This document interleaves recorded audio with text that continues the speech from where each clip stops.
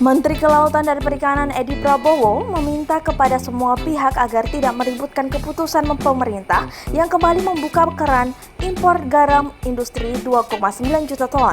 Impor garam tersebut dinilai perlu dilakukan karena industri manufaktur membutuhkan garam sebagai bahan baku.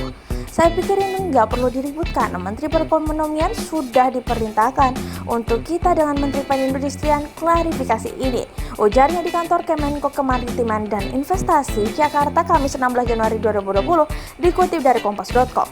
Jadi, industri kalau benar-benar hanya menggunakan garam industri khusus yang tidak bisa diproduksi di Indonesia, ya silakan dia impor langsung sendiri. Lanjut Edi, kebijakan pemerintah membuka keran impor garam menuai polemik karena harga garam dalam negeri anjlok. Sejak 2019 hingga awal 2020, harga garam rakyat semakin anjlok.